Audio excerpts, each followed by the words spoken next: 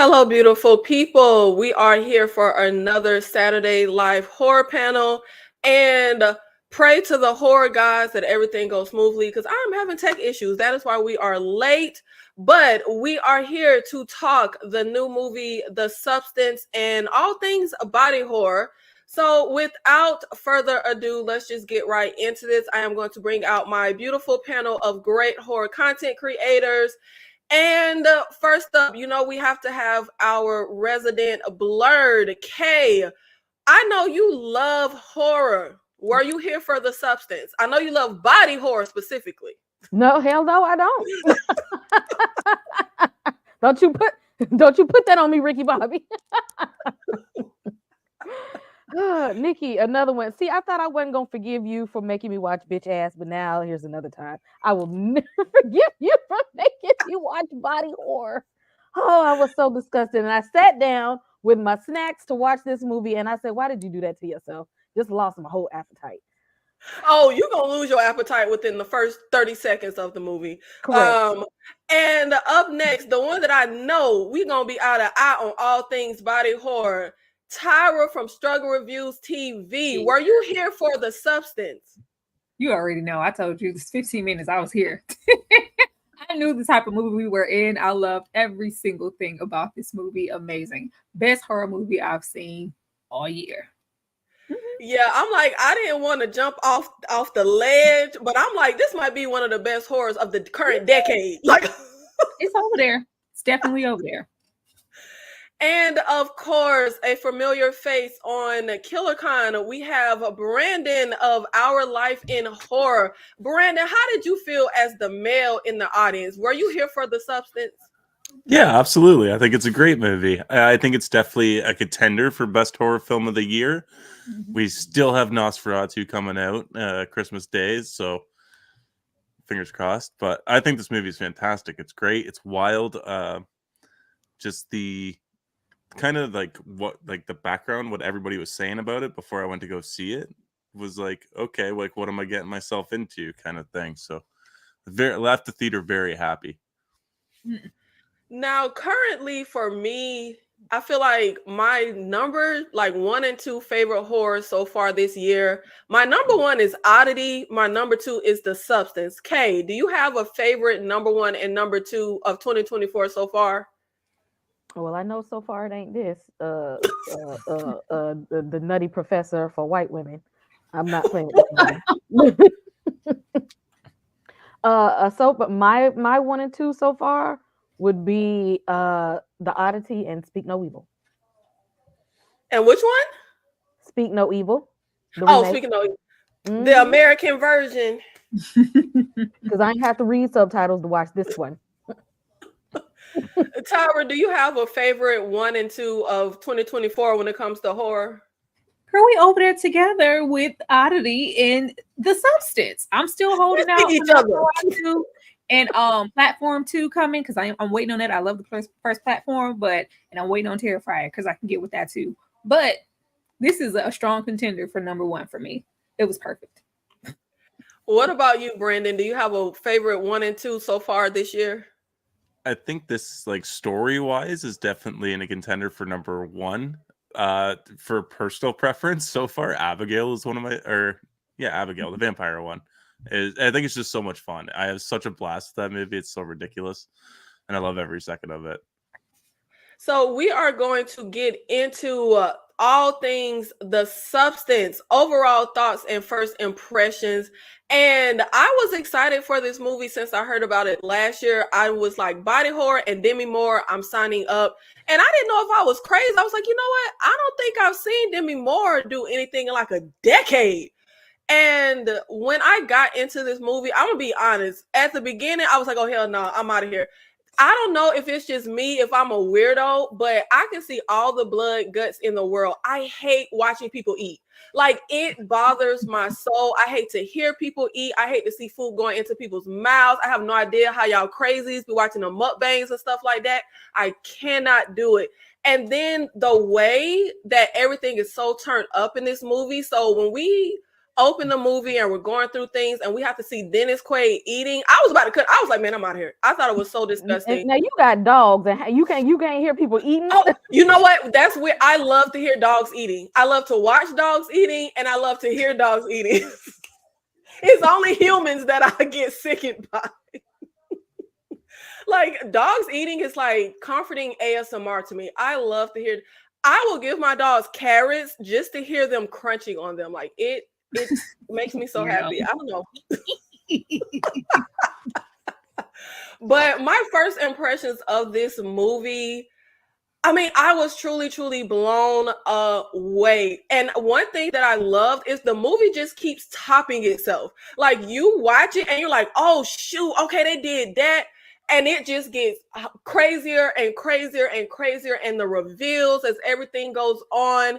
But I always say I love a brainless, mindless, bloody horror, but I love a horror with a heart, a horror with a message.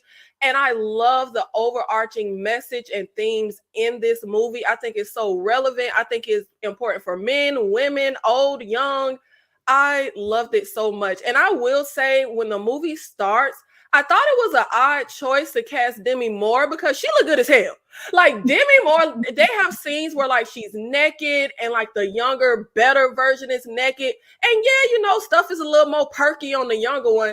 But I'm like, Elizabeth Sparkle look good as hell. Like, lady, you don't need no substance. You don't need anything. So at first I was like, should we have chosen an actress with like some love handles and wrinkle? But you know what? I think how good she looks is kind of the point. Yeah. Like she's striving for all of this when she already, you know, looks great. So I think Demi Moore absolutely works because she's fucking good. Like Demi Moore, she still got it. Kay, what were your overall thoughts and first impressions when you got into the substance? Again, I said this is the Nutty Professor for white women, and I'm like I didn't need this movie. I know some of y'all love it, but I don't do body horror, and I see what they were trying to do. And the thing is, I saw vanity because again, she's rich, she still looks good, and it's like, you know, almost being one of the 7 deadly sins. Like you just want more of it. Okay, I didn't feel anything for her. I didn't have any emotions towards her. I didn't feel sorry for her. I didn't wish well on her. I didn't wish more for her. Nothing like that. I'd seen just I didn't like the close-up shots either. That really bothered me. I don't know. Yeah, I'm not watching this again.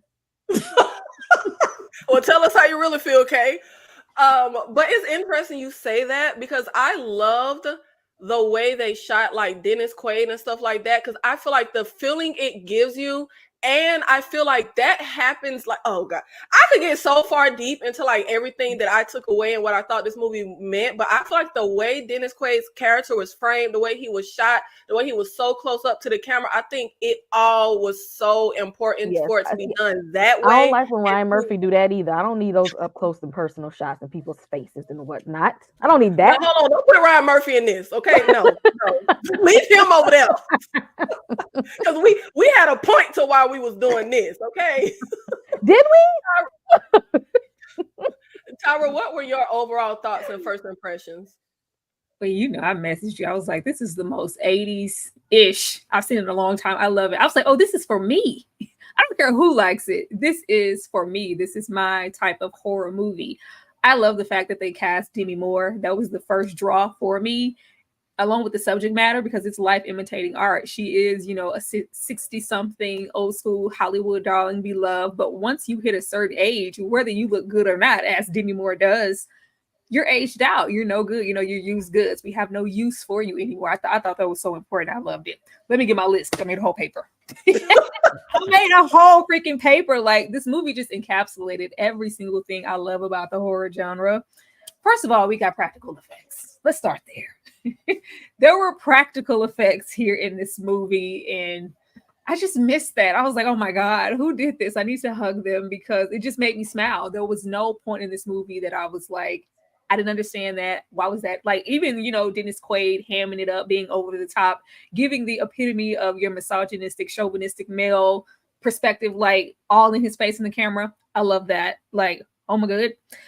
It was it was just the beat in the body horror. Like this was, it was the name, like the body in the body horror was here. It was just so much. I love the fact that we kept escalating and being intrigued by how are they going to top this moment? Because we knew eventually getting probably like the midway point through the film, the only thing we can do is keep escalating. So I was really interested to see how far we were going to go. That kept me going.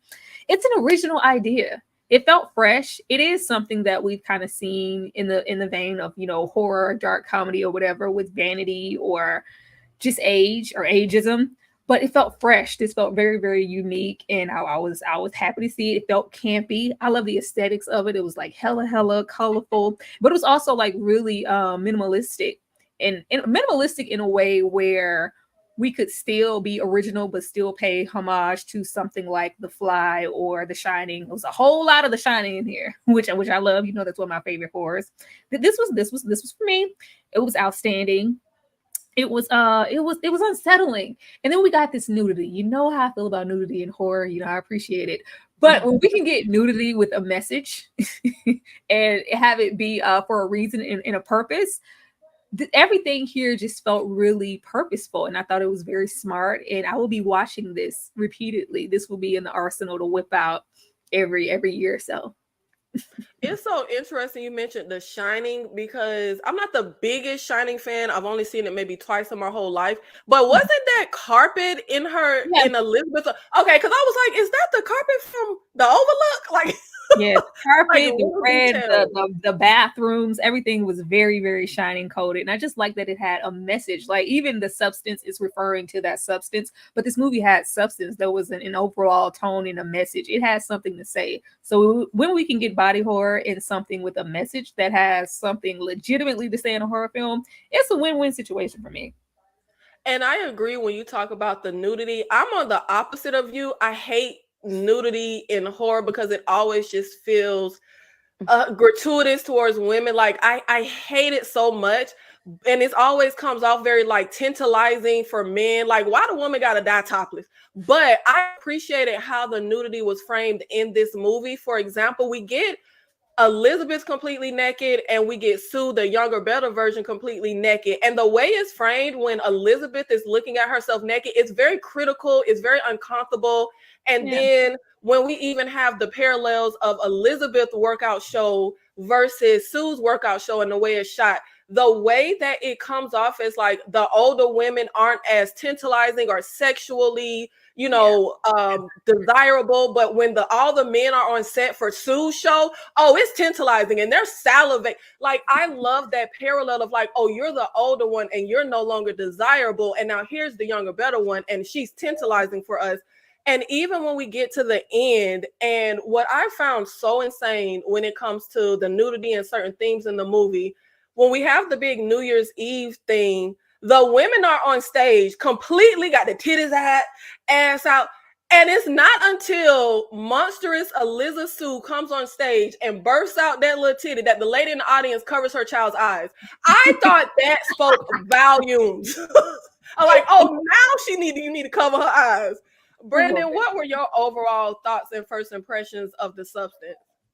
I was very impressed. I was glad this movie like lived up to the hype, because the hype was all people are throwing up, people are leaving. Seriously, we literally read an article about it. Like, see Tyra. Are you serious? I heard people were leaving and I love it. That was never a moment where I was like, oh God, I gotta look away. I was like, yeah. I know, I was in the same boat. I was so hooked, and I was like, we were just kind of like sneaking over the theater seats to see if like, because it was all old couples. Like there was like 10 older couples, and then there's like a family with like a younger family with like an 18 or 19-year-old. So like we were waiting and nobody left, but there were some older people that were definitely upset with the movie afterwards. But yeah, I was very impressed. I love it. I think the sound design is great. The camera work's excellent. Acting from everybody is incredible. Sam was saying that she saw somebody, or I saw somebody quoted as like a mix between Cronenberg and Brian Usna. And I think that's like the greatest way to describe this movie, because I think 2/3 of it, up until that last 20 minutes, is very David Cronenberg. And then that last 20 minutes is full on Brian Usna, you know, this society kind of levels ending here, which is just ridiculous. But I loved every second of it. I remember when it first happened, my jaw was just on the floor. I didn't know what to think about it because it was just so wild and out there. But I think this movie might just be a tad too long, and I can see that being an issue for a lot of people. So like that's why it's not quite my number one for the year, because I just think it's a little too long and might hinder its rewatchability for a lot of people. But yeah, I think it's a great movie. I had a lot of fun with it. And it's interesting you said that about like that third act, that final 20 minutes, because I don't know. I don't know how other people like approach when they're doing like a review, but I tend to try to stay away from people reviews and what they're saying before I put mine out. So I literally was just able to, like, I think it's uploading on YouTube now, my video for The Substance. So I was looking at some stuff people were saying before we came on here. And I see a lot of people torn on that final third act. Like some people love it and some people hate it. Some people feel like, oh, the movie was amazing until that. And that was the shining highlight star of the show for me. Like, I love stuff going. First of all, just again, like I said, the messaging that I get from that third act from Monstrous Sue. But I'm also very much, that's my taste. I love bloody, over the top, outlandish. It kind of reminds me of my first experience watching Malignant. I wasn't very blown away with that movie, but then we got to that third act in that police station. I was like, oh shoot, okay, I'm perking up. Like, oh wow, this is exciting. That's how I felt with this third act. I thought it was completely and utterly amazing. I love that third act. I love it. Now we are going to get into our favorite and least favorite scenes of the movie. And I've kind of already said my favorite is that third act, but really any of the body horror scenes. But I guess if I had to pick out a favorite, I love, for me, how I feel like when you're pretty movie savvy and you see a lot of movies, it's kind of easy to know the certain beats that stories will take, and a lot of movies can become predictable. And I feel like in watching this, you feel like you know where it's going. For example, when Sue first goes over those 7 days, I think it's only a few hours, and Elizabeth's finger changes. You can kind of deduce, okay, if she abuses, that was only a few hours. So if she abuses some more time, Elizabeth is going to be transforming. But the reveal of Elizabeth after, I think Sue took about 3 or 4 months, like, you cannot predict, foresee. Then when Sue goes to inject herself with the activator that you're only supposed to use once, it's expired.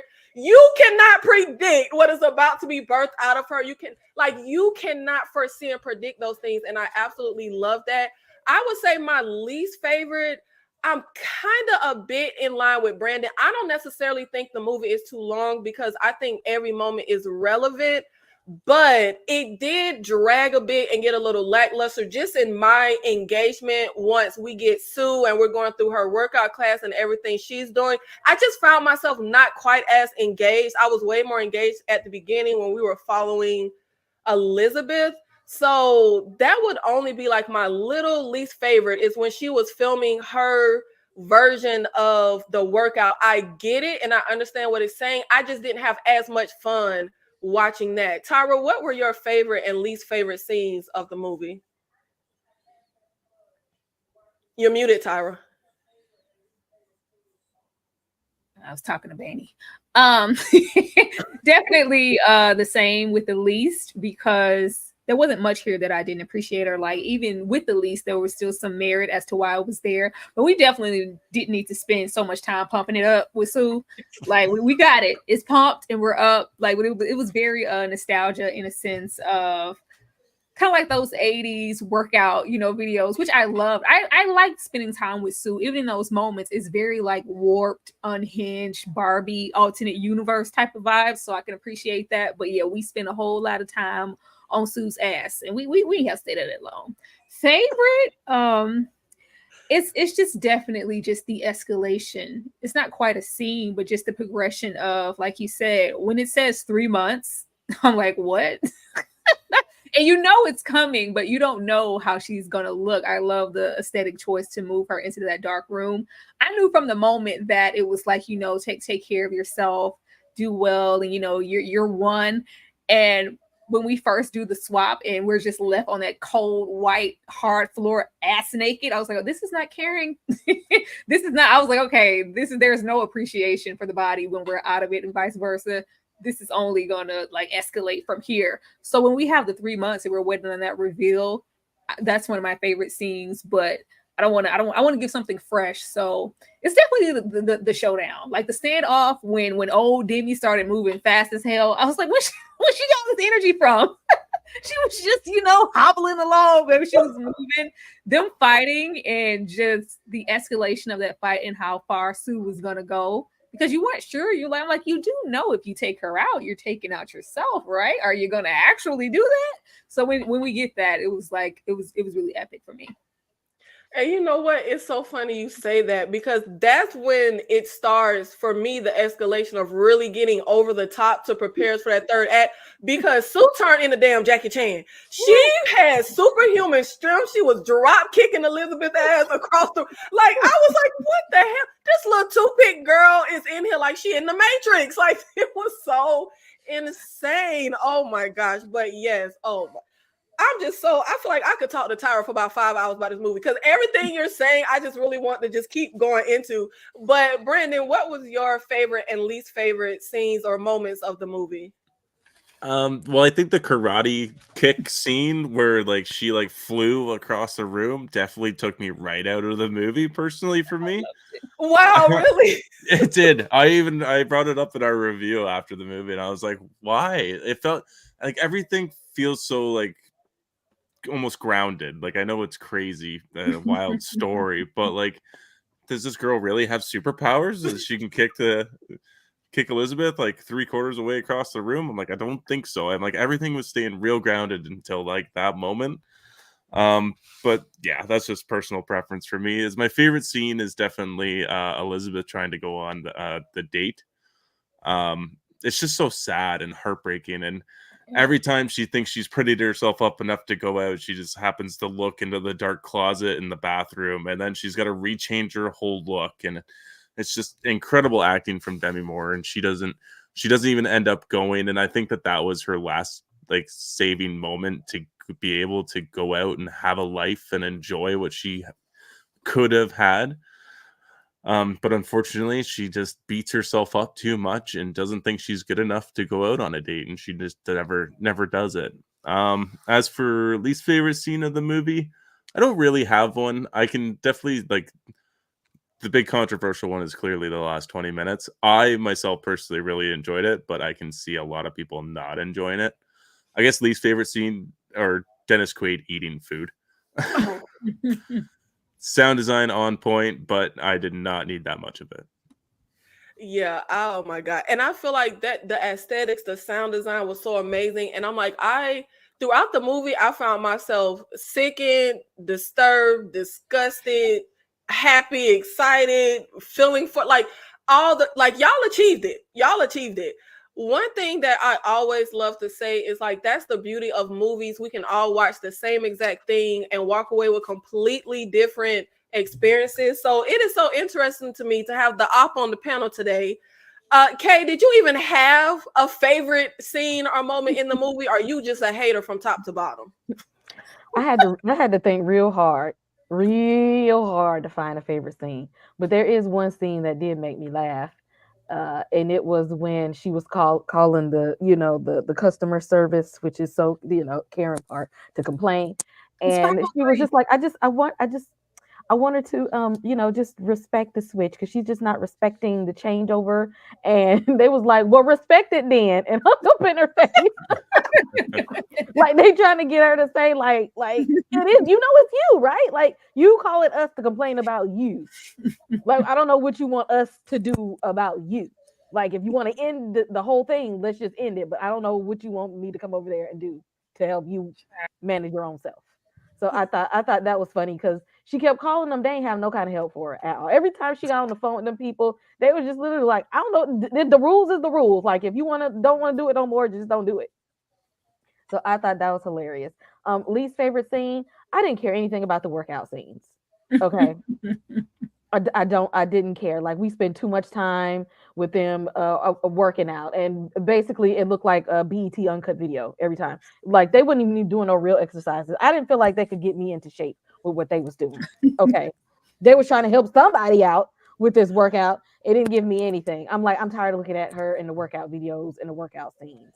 Okay. If y'all want to see BET Uncut, just turn it there. I don't even know if they have it anymore, but that's what it was giving. It was giving BET 1 o'clock in the morning, a tip drill video. Not you took it all the way back. Not the tip drill. BTE. What is this?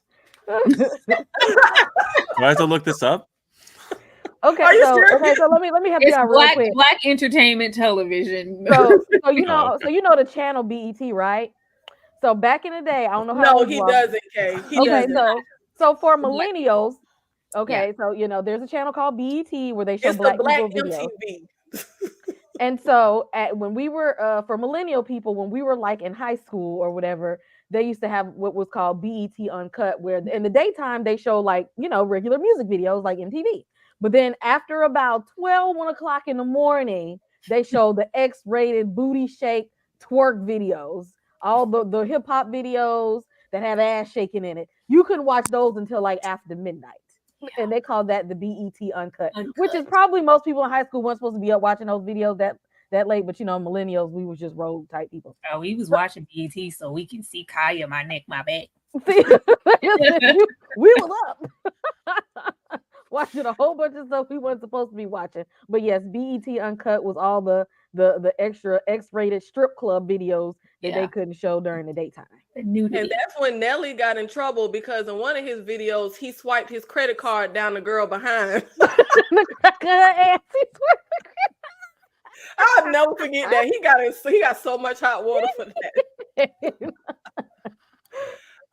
So let's get into the aesthetic and the sound design, which we've touched on a bit, but I thought that every single location just looked so good. And one thing that I thought was really well done was the contrast of where Elizabeth has to go to get the substance. It's like this dingy alley. She has to like crawl because the door won't open all the way, but then when you get inside, it looks very pristine and white. And one thing I thought was interesting, and maybe somebody can clarify, her number was like 503 or something, and the nurse who got her into this number was like 140 or 2. Did that mean that's the number of people? Like you're the 503rd person to get the substance? I thought so. Okay, that's what I thought, but I was like, is it that many people? Like, and I thought, was y'all not taken aback that Elizabeth just injected herself with this random substance? No questions, no customer testimonials. Like she just injected herself. I thought that was so strange, but everything looked so good. Even when we got into the studio where they were recording and doing the show and going through those hallways. One scene that really stands out and I loved was after Sue films her workout and she goes to take a drink and the camera pans and you see her picture next to her.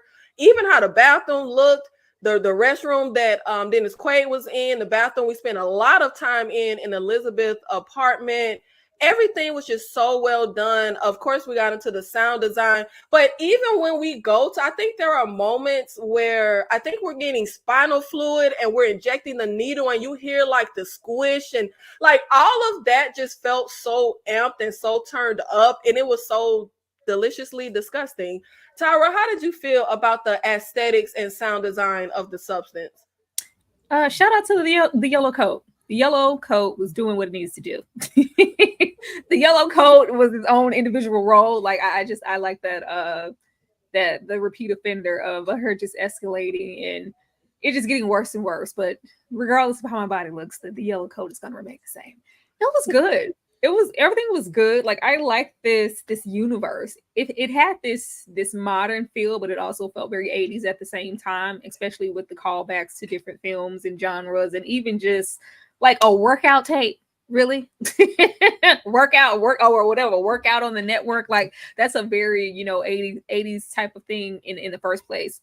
But it just all the sounds were great. Y'all didn't like the chewing and that was when I was like, oh, we're cooking. And when we opened with that is a bold choice to open your film with. And I was like, whoa, this is a lot, but it made me really interested to hear and see more. it enhanced. You need really good sound design when it comes to body horror because you want to hear it. Like you can see it, but if you feel it, if you wince, like it's good. So all those gushes and splats and groans is very, very necessary. Aesthetically, I just think it was really great world building in this universe to where it feels like it could be, but this isn't a real place, but it feels like it could be. It feels very Hollywood, California adjacent / Barbie. I loved it. And when you talk about wincing, there's a moment where Elizabeth, Sue is taking more and more time and draining out of the youth, the life, the everything out of Elizabeth. And she's sitting on the sofa and she wants to get up, but she keeps trying to like stretch her leg or crack. I don't know if it's because I got knee problems, but when she went to crack her knee, like I felt that, like that felt visceral to me. And I love like how you said the time. I don't know if it's considered like ambiguous on the time or just a mix, because I love how like we have modern like cell phones and different things, but then the ad for the Star Search was in a newspaper, and I was like, wouldn't that be online? And even the vacuum that she uses, it looks very retro. So I love that mix, but I took it very much as like the horror of this can transcend any time period. Like it's not just a modern thing or a retro thing, but I love that whole mix. Brandon, how did you feel about the aesthetics and sound design? The aesthetics is great. I too had a hard time trying to piece together when this movie took place when I was watching it, because I'm like, everything, like this idea is so old, but like they have new cell phones, and then the vacuum cleaner, as well as doing the workout routine as well, was very 80s things, like Tyra said. But yeah, no, I'm having a hard time because you guys already pretty much like covered all the bases of what I would say. The sound design's great, like you said, with the knee. I think eating food is it's not that he was eating food, it's just how he was devouring it, which felt very like excess. Like this movie feels very like excess. And I think it's made to make you feel uncomfortable, and I think like that's the workout routine as well, is made to feel uncomfortable, as well as the eating. And there's some other sequences as well that kind of makes you feel the same way. Brendan, do you eat like a pig, like Dennis Quaid character? No, I don't think so. I don't know. My Sam is watching, so Sam, let us know in the comments. But I don't think so. I was raised by my mom, so she raised me right, I like to think. Because what I found interesting is I feel like a lot of girls are raised to have kind of more table manners than I don't know. Is it just me, like Tyra and Kay? Y'all can chime in. I feel like men tend to have really horrible table manners and like the way they eat than women. So I was curious, like, is that like a gender thing? Hanging out with now, men probably eat faster because like we just got the food. Why are you done? But like everybody I've talked to had really great table manners.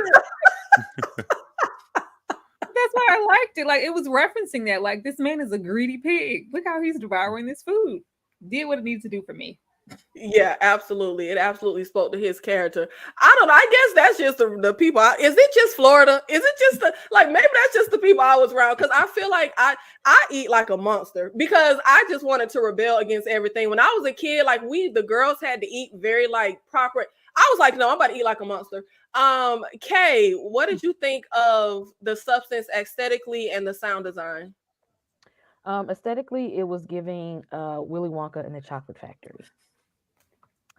Sound design, forgettable. I don't even remember what it sounds like. Kay.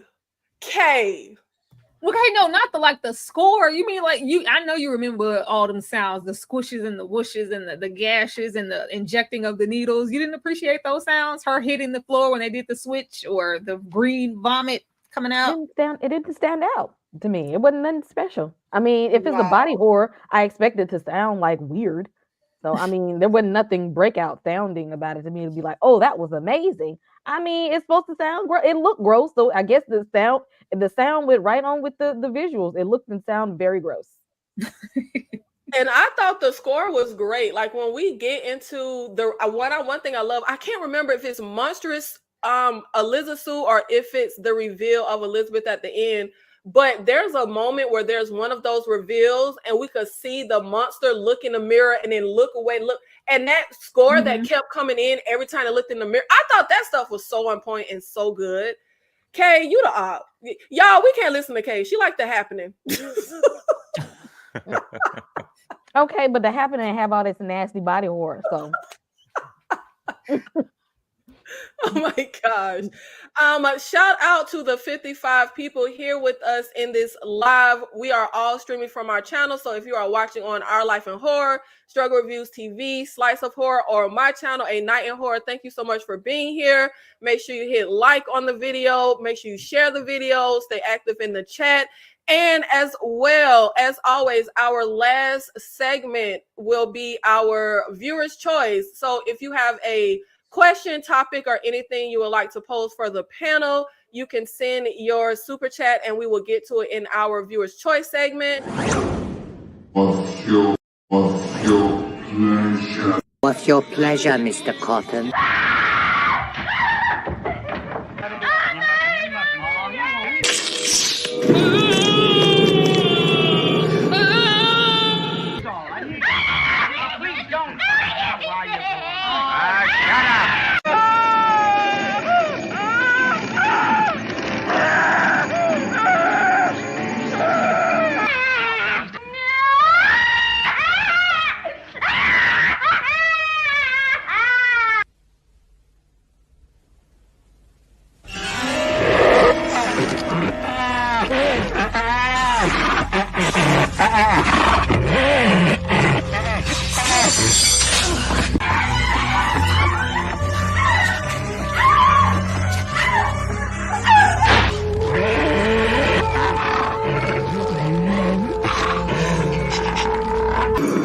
What's your pleasure, Mr. Cotton? What's your pleasure? Now, let's get into the brilliant body horror. When I tell y'all, I tried to scour the internet because I really wanted some stills of the monster, of her back opening up with little Sue being birthed. I couldn't find none. So we just got this. But, Jesus. When I tell you, when I first was watching this, and we have the moment where we first get the injection, I love how Elizabeth looks in the mirror like, oh, this ain't even, like, what was I thinking? And then all of a sudden, it hits her. When she falls to the ground, did Demi Moore really hit that linoleum? Because I swear her mouth should have been bloody. The way she hit the ground was insane. But when her back splits and we have that birthing scene of Sue, but then it just keeps escalating with the body horror. And I love how like squishy and gushy and disgusting and real everything looked. And even the small details with everything that happens to the body in this movie, when Demi Moore's character is first injecting herself with the substance, just that needle going into her flesh, like even those small things like that to the bigger things like the monstrous Elizabeth Sue and how we have the weird like arm and Elizabeth's face on the back and she literally stabs the earring into like the side of her head. I was in love. I gotta go to Tower first because I know you was here for all the body horror in the substance. Of course. This is, if you've never seen Slither or your 1989 Society, Videodrome, or even something like, I guess more recent, like this really reminded me a whole lot of the Neon Demon. I loved all of this. I loved all of this. Like it was so gross and so graphic. The idea to like birth through the back and through the spine and have that stitched up. I just loved that she was willing to subject herself to this, and it was voluntarily. Nobody kidnapped her. Nobody cursed her. You know, the typical narratives we get with this, like, no, she's so desperate to try to fulfill what she feels like she's lacking because of age that she does this to herself. And it's only like after the fact, really getting into the watch along that we'll be having tonight, Death Becomes Her. It's like you shoot me with it, and like now you're gonna give me a warning. Like, did you not read the fine print? What's done is done. Once you go back, whatever's done to your body, that's just gonna be what it is. It was just great. It was so graphic. So graphic and so gross, but it was also beautiful. Like it was a way to do it to where it was still clean, if you understand what I mean. Like, it was still very crisp. Like, it didn't look sloppy or just like, ugh, like, look at all this goop. It had intent to where even, I love that scene, which was very quick, when Sue brings the guy back to the apartment and he's unzipping her back and all the guts like fall out of the back. That was so good. That was so good. Like you said, her injecting herself. It's all about because people think of body horror as that massive Elizabeth Sue structure that we get. Like, no, body horror can be the smallest things and the biggest things. So whether it's, that we love a good nail popping off, they gonna give us the fly every time. Whether it's the nail or, the teeth and the injecting of a needle, a scar, or just something really, really small, just like the eyes, but just the impact of her hitting that floor, just the cavalier of I'm just gonna leave you here and go live my life. Like, did they not say take care of your body? Did they not say treat one and the same?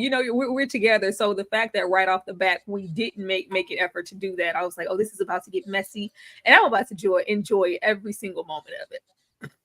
Yeah, I was very taken aback. Like, you're literally leaving the body naked on the floor for 7. Like, she gonna wake up with a crick in her neck. Like, you can't cover her up, drag her body somewhere. Like, the disregard was really at the max, and I really just could not even fathom it. Like, what in the world? But I just love everything that could possibly be done with a body. We pretty much get here, like you said, ripping the nails out or the teeth coming out, the ear falling off, even like the needles getting injected. Like, any type of horror you could think of with the body, they were like, oh, okay, we finna put that in here. Yo, that too? Yeah, we're gonna put that in. Oh, that too? Like, I just love how they did all of that, and it just worked so well. And I get what you mean with the clean, because I feel like sometimes you get into body horror and it can have like for lack of a better word, like a grungy, like a B movie kind of feel to it. And then you have the more crisp, clean line type of body horror. And that's what this feels like. Brandon, what did you think of the body horror in The Substance? I think clean is the very best word to describe this movie, as Tyra stated. I think when like the birthing scene was very almost drawn back, like it's not very gory. There's not a lot of blood in that scene, and I think Sue comes out relatively clean through it. Like, she's not covered in blood or anything like that. Like, I think she just had a clear substance on her. She's just moist. Yeah. Yeah, very much so. But I actually forgot about the unzipping of the back dress and the guts falling out. It's been a while. Is this movie out on like streaming now, or no, still at theaters? Okay, because I haven't seen this movie for a few weeks now, so I'm kind of, you guys are all refreshing my memory here of some stuff that's going on. But I think, like Tyra said at the end, that there's like great Slither and Society references, and the grotesquity of the creature at the end with we talked about the boob coming out. It's just so fucking wild and funny. Like, it felt like everything was leading up to that culmination of like, yeah, you guys were waiting for blood. Well, we'll give you blood now in the most excess way possible, and we'll just get a fire hose and spray it all over the room. Another thing I really liked is eyeballs. I don't know why, but like when there's two like eyes in one eyeball, I really like the look. I really like the look. I like seeing it in a lot of movies. So that's always a cool thing for me to see. But yeah, it's very clean. It's like when I think body horror, I almost think like Slither or Contracted was another movie I was thinking about before coming on here, which is very dirty and gross and just gets under your skin a little bit more. But this definitely feels very tame, in my opinion. It was clean. How did you feel? How do we take chicken out clean? Like, she took a whole piece of chicken out clean. Yeah. That took me, I was like, why did she pull this out of her navel? I was so... It was payoff for the kick later. This is not a human. That's where that T-1000 Terminator kick came from, the Matrix kick. This is not a human person. I love that. When she stuck her hand in there, I said, oh, that's Videodrome. It's so much horror here. Oh, that's the thing. Oh, I was living my best life. One thing I love that Brandon just brought back to my mind was when we have the New Year's Eve and we're on stage and they're like, "Monster!" And I think they hit Monstrous Elizabeth Sue, and like the head explodes, and then another head comes up through. Oh my God. I would have loved to just been an extra in that, like throw blood all over me. Let me just be in this room when y'all do. Oh my God, that scene took me out. And even when we get to the end and the monstrous Elizabeth, I don't know how the body broke like a porcelain doll when it hit the ground. And then the Elizabeth face goop thingy crawls over to her star, and oh my God, everything just worked so freaking much. Kay, did you appreciate the body horror in the substance?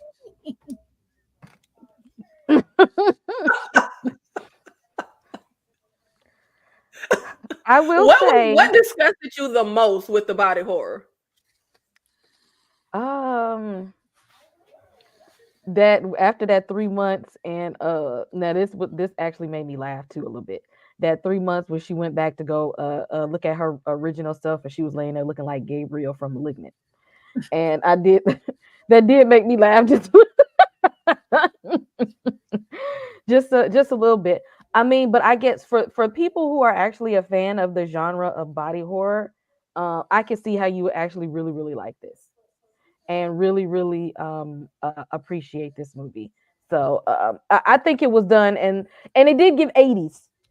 I did appreciate it like that. I saw that this was something that I would see in an 80s movie, like an 80s monster or something. So I did appreciate that. I did appreciate the monster that came out at the end. Now the acting and stuff that came out with the audience, that's a whole different thing, because that did get a little foolish. But the look of it did give 80s, and I appreciated that. But I did not, her popping out of the back and then sewing it together like she was went to school for 12 years to be a surgeon, and the close-up shots of it, I didn't need all of that. And we just gonna leave her there naked every time. No, Kay, you love the absurdity of the 80s. You didn't love the audience when they start like screaming one by one with the women and they're like, "Monster!" I would think that's right up your alley. That was so very Frank. That was a whole Frankenstein. Y'all right. No, they took me out of it because I think that they was trying to be serious for like 1 second, and then when the audience got real silly at the end. Hey, it's so unserious the way first of all, her even making it to that point. Exactly. First of all, that's when they lost me, when she got up there with that mask, with that mask, looking like Ryan Reynolds in Deadpool with Wolverine over his face. I said, y'all just really gonna let her in with this? Got more and more absurd. Yes, it did. I will say the distance of the studio, Elizabeth's house, they had to all be in the same little block. I don't know how she ran back home. And I love that visual, that shot when her teeth fall out and her ear falls off and she's running back home. The way they shot that, I love that.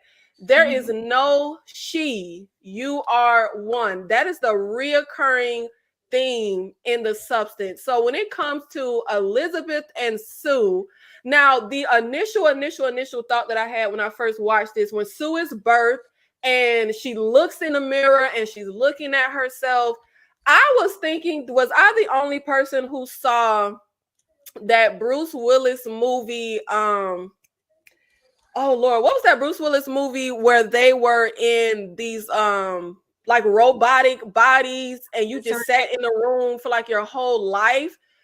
I first thought it was like that. The way Sue wakes up and she's looking in the mirror, I thought it was Elizabeth in this young body, getting to live young. But obviously, the quicker the movie progresses, it's very clear that that's not exactly like her. But the reoccurring theme is there is no she, you are one.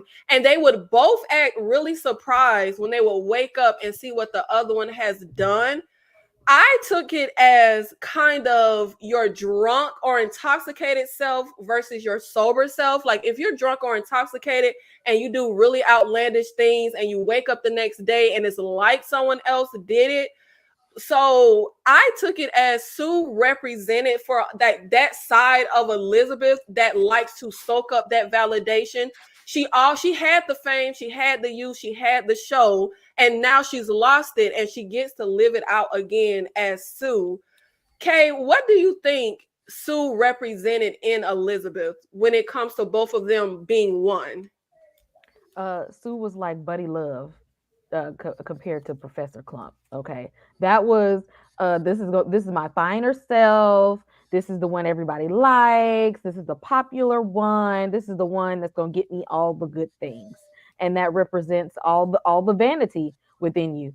And so it's almost like you're kind of like all one, but not. It's it's like a part of you. It's like that part of you that's very very flawed, the vain part of you that's coming out, the one that's only cares about social approval and high beauty standards and what everyone thinks and popularity and looks. That it's that part. I don't feel like that was the whole part of her, but I really feel like that was the vain part of her. Like I said, this is Buddy Professor. The girl Sue is Buddy Love. And I felt like, have you guys ever known, like, those people that are like overweight their whole life and then they get older, maybe in their early 20s, and either they have surgery or maybe they just get tall or puberty, whatever. Like they're now skinny and look all good and they become like a completely different person and kind of like a mean girl. That's what I kind of felt like Sue represented with Elizabeth, like the person you can become when you're getting high off of outside validation.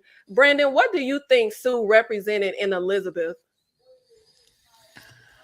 I think Sue represented, not intentionally, but a lot of the worst things within Elizabeth, because I don't think she doesn't care about the consequences of her actions. She doesn't want to follow the rules. Once she starts to get attention, she loves it and tries to stay in the spotlight for as long as possible.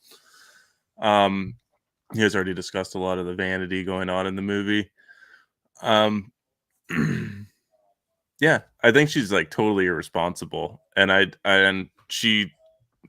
the mistreatment of each other going throughout the movie is really bad. You guys brought up earlier about them not clothing each other once they're laying in the bathroom floor naked for a whole week. Like they just don't take care of each other. So yeah, I just think that she is young and naive and doesn't have all the life experience yet to realize the consequences of her actions and who they will affect.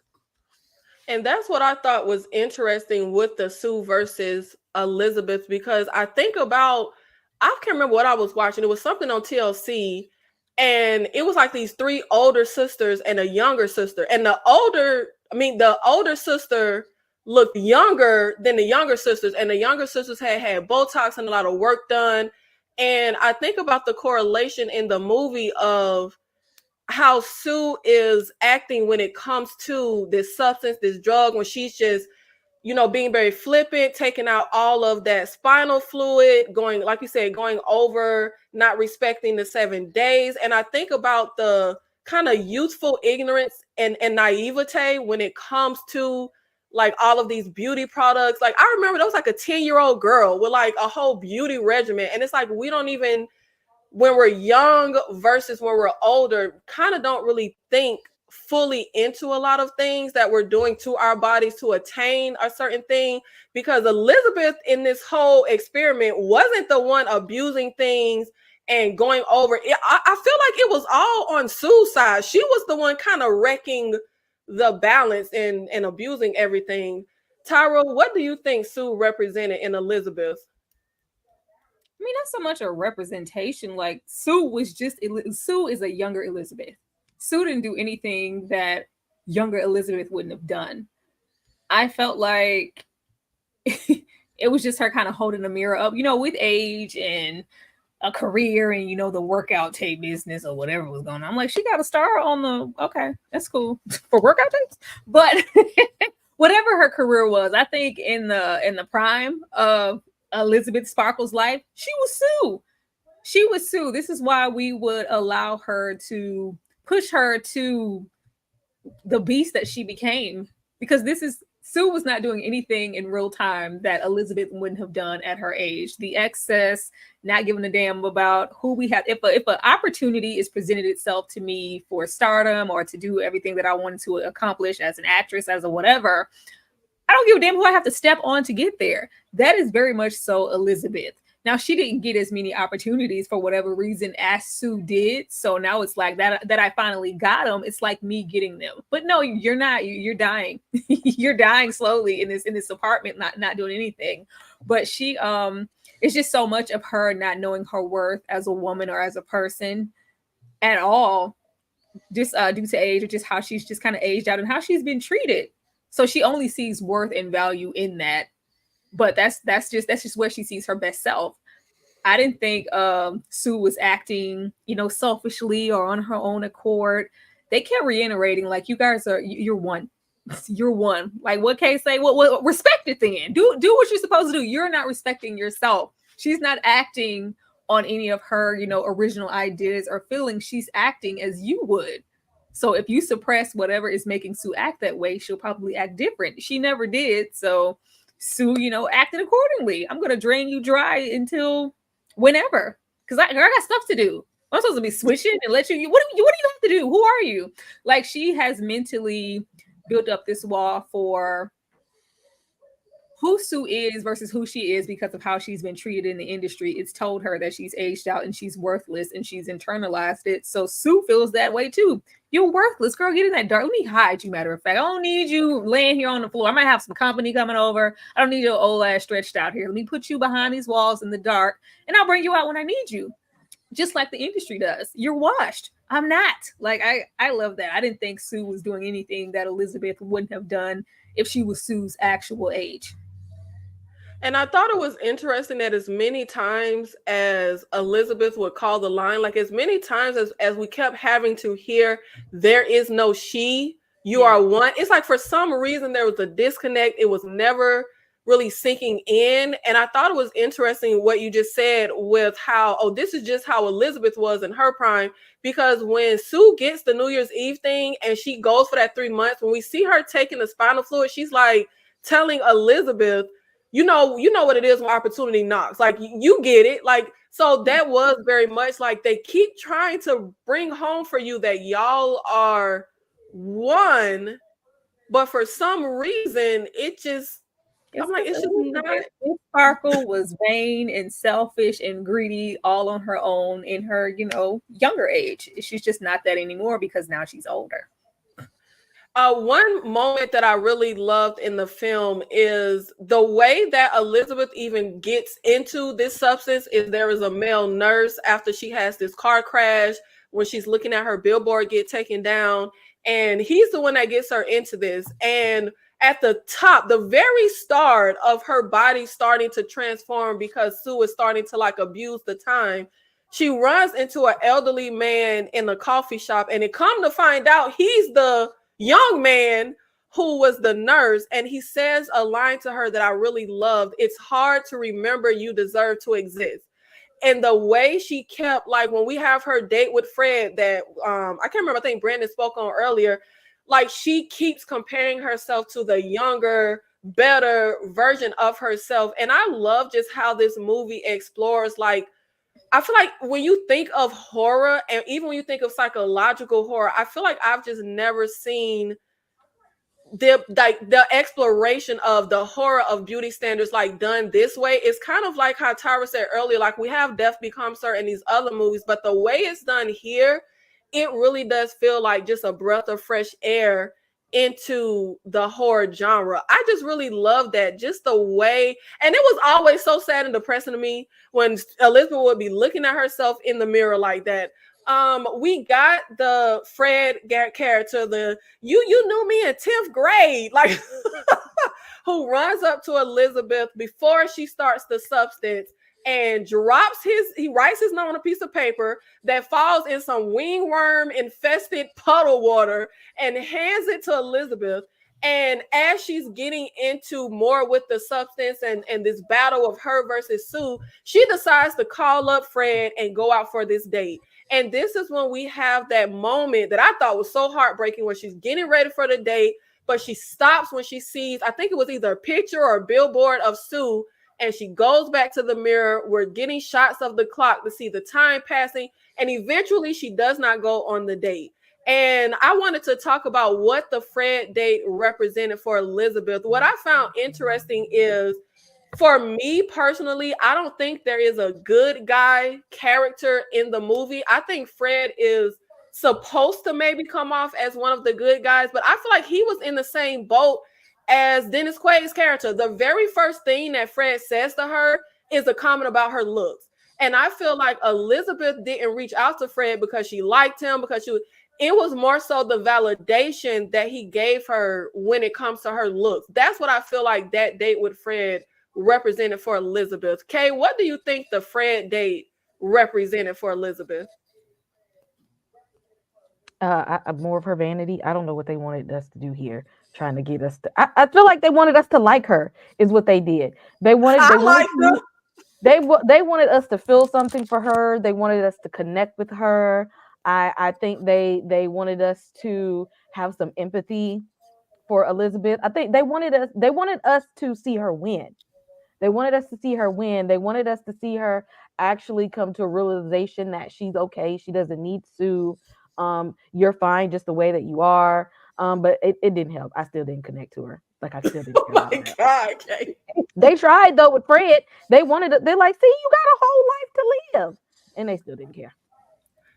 Dane C is here. Breeze, thank y'all so much for the super chats for struggle reviews. It's a spoiler. We're talking about the movie, Dane. Like, no, it's Dane. Dane just got here. He was taking off. but I feel like this whole Fred date and Elizabeth, I personally feel like I feel like everything in the movie is true to life. But I feel like there are absolutely women who may go out with a guy not because you necessarily like them, but more so because they kind of mirror the validation and the desirability that you want. That's what I feel like the Fred date really represented. And I feel like it just really kind of brought home the mind state of Elizabeth, and how not just her physical state was declining, but this was a pivotal moment to me where her mental state was declining. Tyra, what do you think the Fred date represented? I just love that we meet her and all the men are trash. Every single man. And Demi Moore, she's gorgeous. Even I just love the aspect of it being Demi Moore here, because she has had her bouts with probably trying to stick to the norm and chase that vanity and all the plastic surgery and things that she's had done to herself over the years. So this was just so form fitting. The fact that we have every single man here be an asshole immediately, or just like, ugh, like, get out of the way. It's like, it's Demi Moore. But the one person to give her time of day is, aging, balding, gray, old, clearly not of her social video 80s workout status. He's not up there. Yeah, I saw you in high school. This is never anybody that she would probably way back when even give the time of day to. But me, aging, in every sort of, sense of the word, these are my prospects. There was this one time that's like, she had the fact that she has no real self-worth, and she's so desperate to where she was desperately digging for that number. I was surprised she kept it. She was, digging for that number. And it's just like, just that disposition between her and Sue. Everybody's breathing down Sue's back. Everybody's loving Sue, salivating at the mouth. She's the best thing since sliced bread. But when it comes to me, these are my options. This is my option. I knew she wasn't going to go on the date. I just love the process of, like, the diabolical work of Sue to put that billboard right outside the right outside the window. But it's just like, you're not enough. You're not measuring up to that. And she can't even just make it out the door, and her wiping off the lipstick. It just represented that just her own self-worth is just very low standing. And we just knew that it was going to be downhill from there, whether Fred was there or not. And Fred is like, oh, I'm shocked. You want to go out with me? Because she wouldn't.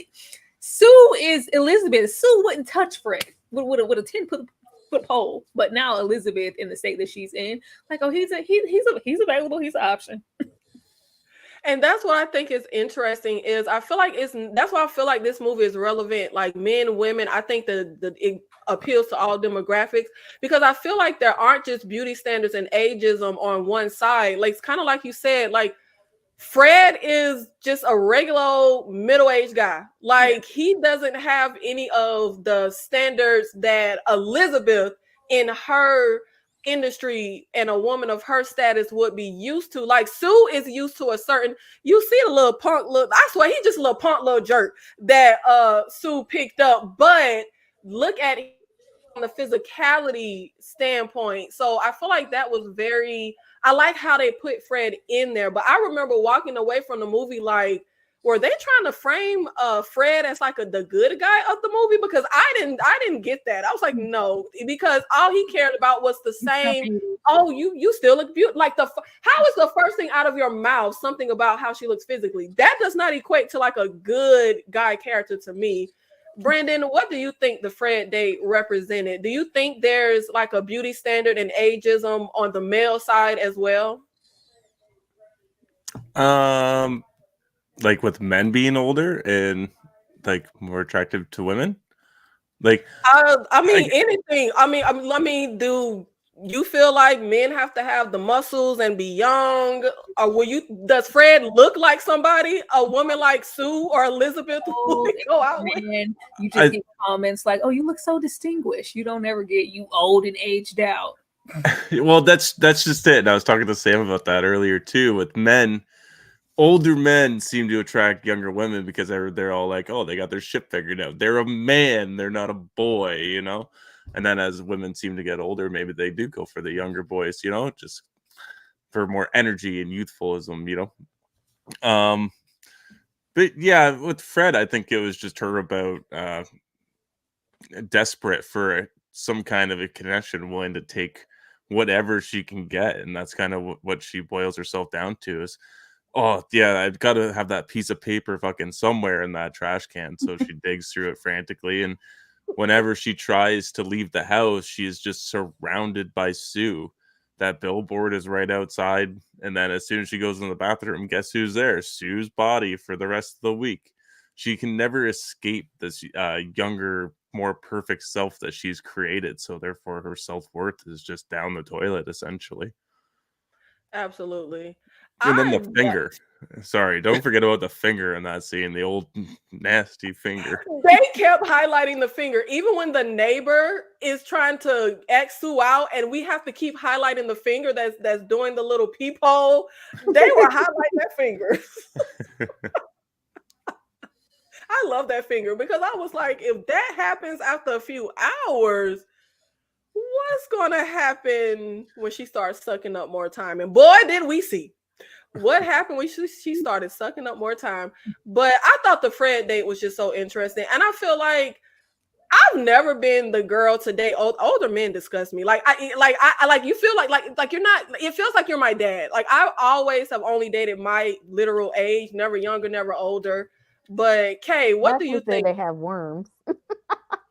Not Kay. That's what Ashley said. If anybody is on watching that is an older male, the views expressed by Kay is not the views. I didn't say that. Oh wait, Kay, I had already asked you this question. Let's move forward. I forgot. Okay, one moment that I love so much in the movie is when Sue is trying to get fluid. She calls the hotline. She has to absolutely let the fluid regenerate. And monstrous, I mean, this is the reveal of what Elizabeth has turned into after those 3 months. And Sue's boyfriend hears a noise and comes to the bathroom. Sue's boyfriend does what every Black person claims they would do in a horror movie situation, which is get the heck out of Dodge City. Tyra, was Sue's boyfriend right to run out of that apartment when she could have been in peril? You already know how I feel about leaving situations. Girl, I will send somebody. I will get out. Let me get myself, okay?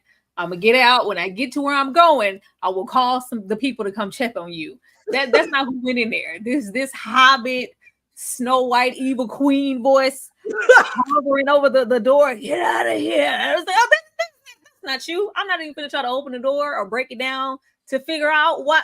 Girl, get the hell out of here. I'm leaving. What are you waiting on? Death? And I thought that said a whole lot about the film too, because I know I was waiting because she kept bringing men back to the apartment. I was like, eventually we're going to get a death with one of these lovers or something's going to happen to where it's going to escalate to maybe she kills, but like we didn't, no man were harmed in the making of this film. I love that. Harmed in the making of the substance. But that wasn't, I thought it was the same guy every time. That wasn't the same motorcycle guy. Oh, No, okay. different guys. Sue was Oh, busy. shoot. Okay. Go on, get it, Sue. Get it, Sue. I thought it was the same guy.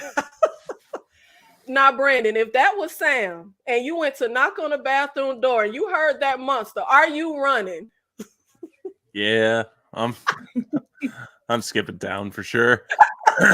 It would just be so jarring. It'd be fight or fight, and I don't think I could take it. Like he literally ran out of there like half naked. Me. Now, Kay, I know you didn't appreciate this because you don't like the fact that Dom ran and 28 weeks later. You wanted him to stay. No, see, this is different. This is different, okay? This totally different. Now, y'all remember in Thriller when Michael Jackson was turning and he told Ola Ray to get away and she stood there looking food. This man when Sue was in there, Sue Elizabeth monster Gabriel thing was saying get out, get away. He did it the right thing. He said, baby, you ain't got to tell me twice. I'm out of here, okay? I ain't even like you that much anyway. What am I sticking around for? I don't know you like that. I'm gone. He did exactly what he was supposed to do. Okay, the stuff that you bring up, Tip Drill, BET Uncut, Thriller. I gotta take you there. I gotta put you in the moment. Now let's get into the men of the substance. And I personally found the men to be, yes, they were very cartoonish, over the top. When you get into Dennis Quaid, when you get into the neighbor, I thought it was very true to life. The moment when the neighbor is talking through the door trying to ask Sue out, but it's really Elizabeth on the other side, and he makes the date. He doesn't get a yes to the date. He's just like, okay, 8 o'clock. See, men do that. Like, baby, she didn't even say yes. I don't know. I just love the men in this world. And I feel like I've never seen Dennis Quaid play a role like this. Like, I like Dennis Quaid. He's a great actor, but he's never been like one of my favorites. But I feel like it was very refreshing to see him be this guy. But I don't know if I have maybe an unpopular opinion. I personally do not consider the men of the substance, quote unquote, bad. I don't think any character in the substance is bad or good. Sue, Elizabeth, Dennis Quaid, the neighbor. I took it as they are all products of being indoctrinated into this societal standard. That's how I took it. Of course, he does some vile things, but I didn't take it as anyone was necessarily bad or good. Brandon, how did you feel as a male in the audience seeing the men represented here? Did you feel like, oh, none of these men are me? Or was there anything you could relate to? Did you see them as bad? Did you see them as it was more morally ambiguous? Like, what did you think as a man when it comes to the men of the substance? I think Dennis Quaid's character is awfully disgusting, but I think that just has to do with the value of his job and his position. He's got to bring in ratings, and of course, if Demi Moore is no longer bringing in ratings, you got to get somebody new and fresh in. But the way he goes about it is awfully disgusting and definitely over the top. As well as Fred. I don't think Fred was necessarily a bad guy. I think he just stumbled upon Demi Moore and was like, oh my gosh, you still look great. Like, maybe we should reconnect. Maybe there could be just a friendship there. Personally, I think Fred was the best male character out of this bunch. Not hard to be. This is true. But the neighbor too, you get the when he talks to Sue, he's all like, oh my god, like, yeah, don't worry about the noise, you're doing great. And then when he sees Elizabeth later on, he's like, oh my god, like, get away from me, like, you're so as well as the biker too.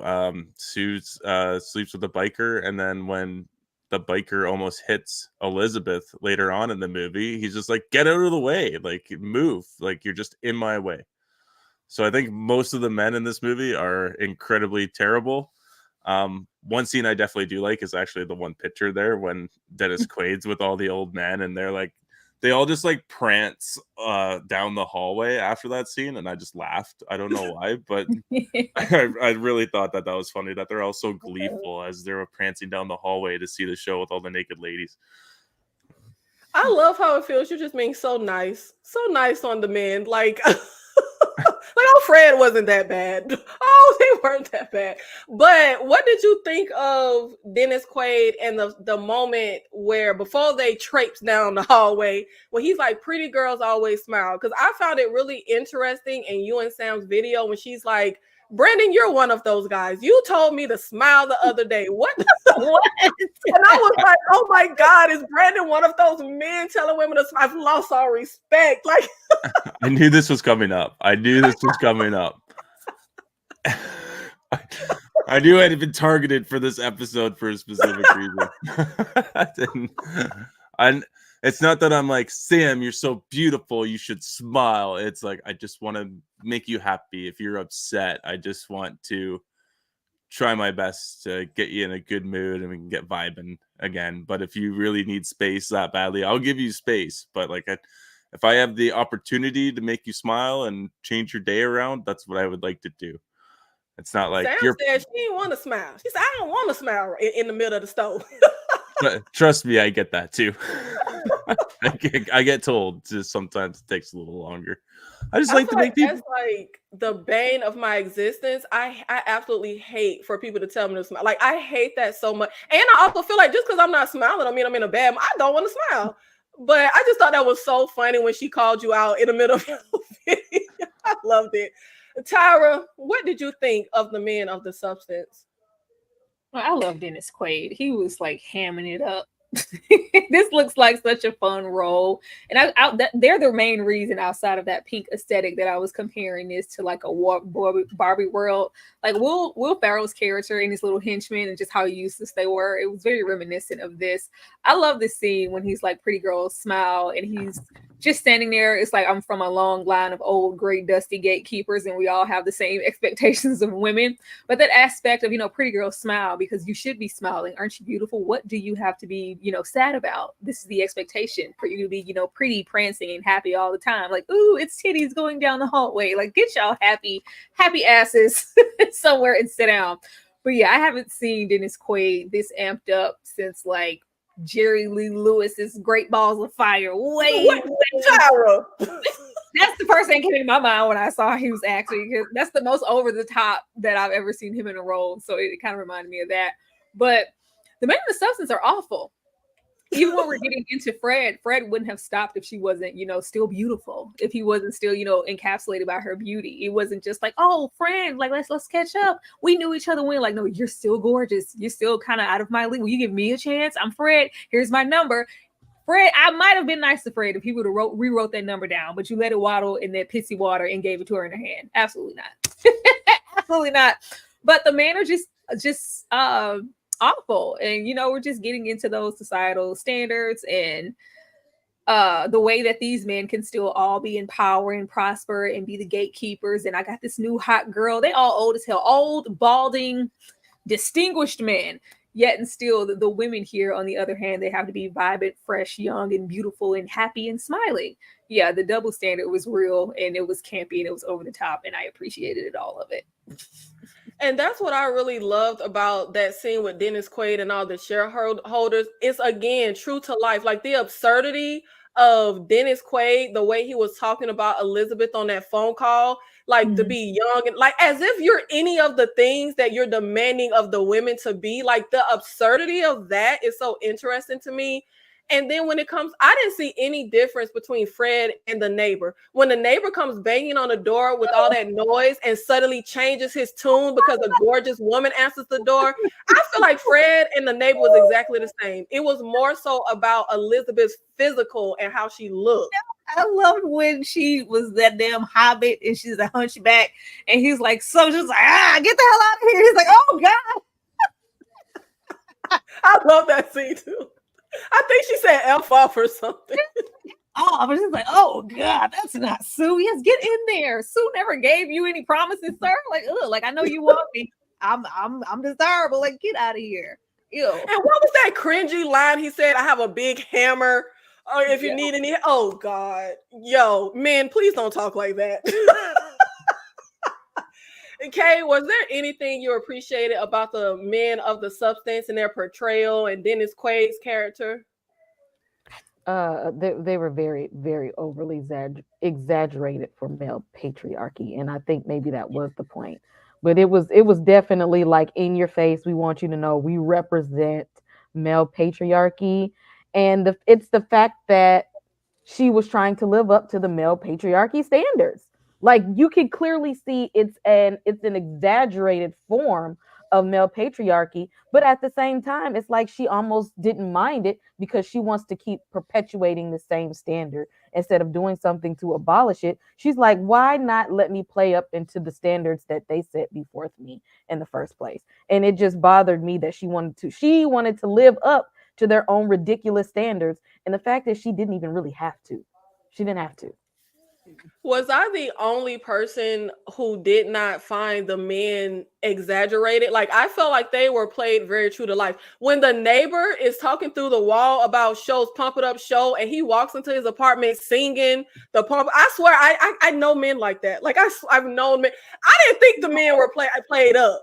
I No, thought this they were is true to life. this is definitely an exaggeration, but it's still walking that fine line of we know people like it was exaggerated. The fact that it is exaggerated and you can still see everyday average men in it is very telling. And I will say the only person that I was like, okay, this might be a little much in my first thoughts was Dennis Quaid when he first comes on. I think maybe it was just so jarring for me to see Dennis Quaid, but I thought it was so interesting that the director, who obviously has worked in Hollywood and entertainment for ages, was talking about how she literally knows men exactly like Dennis Quaid. And I'm just like, who is the man sitting right now eating them shrimp that's like, hey, wait a minute, she portrayed me in this movie. But I love the men of the substance. I thought they worked really, really well. Why do you guys think that the "They're Going to Love You" card stops Elizabeth? We have a moment where Elizabeth is done. She wants to terminate the experiment. The scene Tyra just talked about when she tells the brushes by the neighbor. She goes to pick up the termination kit. She stabs it into Sue, and then she looks over and she sees the card, and I think it was flowers as well, saying they're going to love you because Sue has the New Year's Eve party ball hosting thing, and she immediately like changes her mind, wants to bring Sue back. Tyra, why do you think looking at that card stops Elizabeth? And I feel like that mirrors how close they are the same person, even though Elizabeth ain't want to admit it. Well, no, she realized in that moment, like, do I really want to drop? Like my shot and Sue's shot is the same thing. Whatever Sue is obtaining this New Year's, like I aspired, I had those same ambitions. Clearly, I am Sue. Like, do I really want to stop myself before we get what we've always wanted? I need Sue. I could never like do this. I just love the hole that she digs herself into. Like, even if you wanted to stop and go back, and just that aspect of her not appreciating who and how she looked and what she had before it was all the way gone. But I think she just realized in that moment, do I really want to stop now that I'm almost there? I'm about to be like the superstar and get everything that I always wanted. Yeah, but you're going to die, Elizabeth. Like, how long exactly is this supposed to sustain at this point? You know, she's what, 105? Like, ma'am, you don't have a lot of time left. But she just wanted to stop herself before she made herself miss out on her big chance. And that's what I thought was so interesting in this moment. And again, just such a great message in the movie. Like the harm that you will do to your own self to attain, because Elizabeth, like you said, like you're literally about to die. Like you still don't want this to be over just because of the gleam in your eye of attaining this fame and all of this stuff that you wanted, like to the detriment of yourself. I just thought that was so interesting. Waited, Kay, look like care Notre Dame to say, I want to stop. Kay, she did. That hunchback took me out. Kay, did you even care that Elizabeth stopped when she saw that card and tried to revive Sue? No, we know she's lonely in vain. We already know she's lonely in vain, and she was gonna do she's gonna do more of the wrong thing than right. She made a whole lot of wrong decisions, and I didn't feel bad for her. And see, it's interesting you say that, because that's why I said I don't see the men as bad or good. I don't see any of the characters as bad as or good. I don't see it as she made bad, quote unquote, bad decisions. In my humble opinion, I feel like she again was just a product of the society she was born into, and she wanted to chase this standard even to the detriment of herself. Now, Brandon, this was the catalyst to the scene that you said took you out of the movie, when Sue gets revived and she turns into John Wick and drop kicks Elizabeth. Why do you think this was the catalyst in the moment that made Elizabeth change her mind about stopping the whole experiment? Like, I don't know. I think that you guys summed it up pretty well. Like, she's super desperate. She sees this as her last shot to hit some sort of standard of fame that maybe she's never acquired before. Like, maybe she wasn't able to do those shows back in the day because they didn't have them, and now that they're there, yeah, I'm not too sure. I think you guys nailed everything. Okay. Yeah, to be honest, I don't know that there's a whole lot else to be said on that scene. Yeah, and then we get into the Sue versus Elizabeth fight, which is just the greatest moment. Like, that might be the greatest fight choreography of the year. And then we get into the third act breakdown, because we have Sue who smashes Elizabeth's head into the damn mirror in the bathroom. And which I thought ain't make no sense. Like, baby, don't you need her spinal fluid? Don't you need her for you to live? So Sue ends up going to do the whole New Year's Eve ball. And that's when, of course, we have the scenes we talked about where her teeth falls out. She goes home. She injects herself. Monstrous Elizabeth Sue comes out. And we get into the third act where we have this big climactic moment of the Carrie blood everywhere scene that I absolutely loved. And we pretty much have went into our thoughts on that third act. And outside of the op and the hater K, we all unanimously love this third act. But I just find it so interesting that some people are just like, no, that's when the movie ruined it.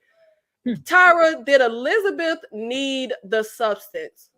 Of course not. Elizabeth was fine, girl. You was bad. She was fine. Like, I really appreciated the third act. Just looking past, I guess, the bloodbath, the carry of it all, the shining elevator opening of it all. I think when she realized, I was like, baby, Sue, baby, you didn't think this through. You didn't think this through, but there was just so much self-hatred. Like, Elizabeth really hated herself, or what she felt like she was lacking up into that very moment. And I thought it was very sad that it took for her to go and do that activator. They said one use, baby, just once, and try to, reactivate for a better her. And it turns into this monstrosity. And it's only then that it's just like, you know what? I really miss who I was and what I had before. I felt like she found another appreciation, because at first when she went and got the picture to stick on her face, I was like, oh Lord, she's gonna stick this picture of Sue. I was like, oh no, she's sticking a picture of herself. If she had chosen Sue, I think she would have stuck a picture of Sue on her face. So the fact that she did that, and it's just like, even though I'm not Sue, or I'm this, whatever the hell that was, I'm finally getting what I wanted, what I deserve. These things were supposed to be for me. Even, the fantasy she has of everybody embracing her when she gets there, and we missed you and all of this. This is what she wanted all along, but she just felt like she could have never obtained him, or wasn't going to be able to do it with age, or now that I have Sue, do I really want to give that up? But it took for her to turn into that beast. To be like, you know what, I was really cute. I was really accomplished. I had things to offer to the world. I was, a whole person before that. Matter of fact, I'm gonna hobble my way up here, slither my way here, and accept, the situation in Holston, getting like this is my moment to shine. It was never Sue's. It was always supposed to be me, but we had to turn ourselves into that to figure it out.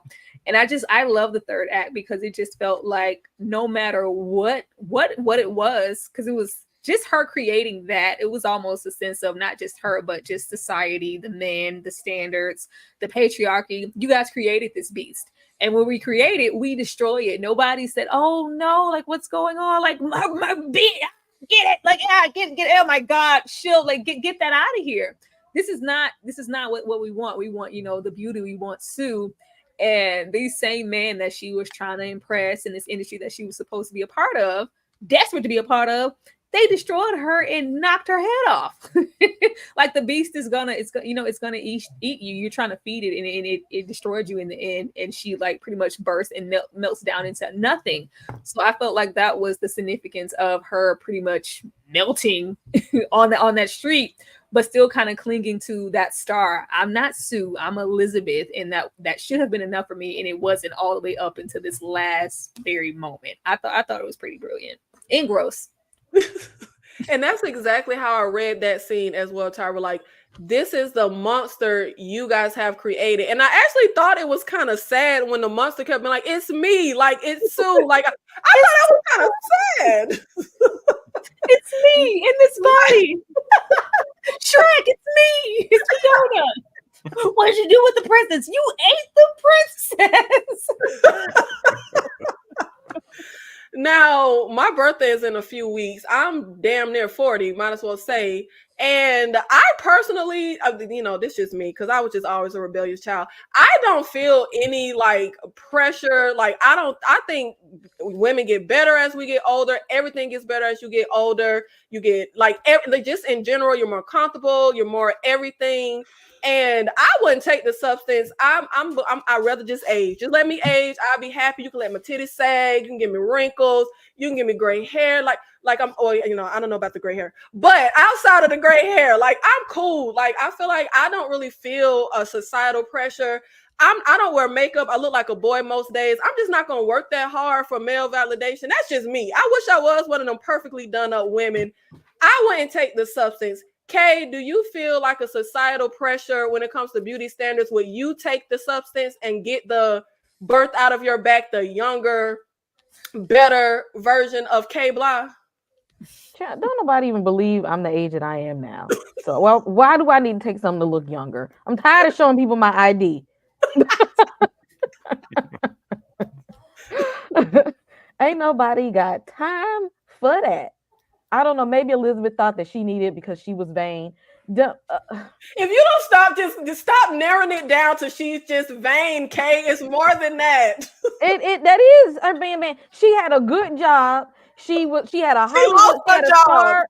Or she had a star on the Hollywood Walk of Fame, so that means she was already recognized. She had some money in the bank. Like she was good. She didn't need this. She wanted to do that because she just wanted to feel young and alive and lonely all again. Child, just give me the bank account and I'll let you know how lonely and sad and vain that I feel. Okay, let's trade bank accounts and then let you know how I feel after that. Okay, because all of this could have been avoided.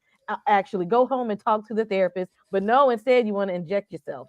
You get what you play, stupid games, you win stupid prizes. Because where were the reviews on this? Did you check with a real doctor to see if this was okay? It was Kay. That woman crawled on a floor to get under a sliding door that wouldn't come all the way up. Like that lady was desperate.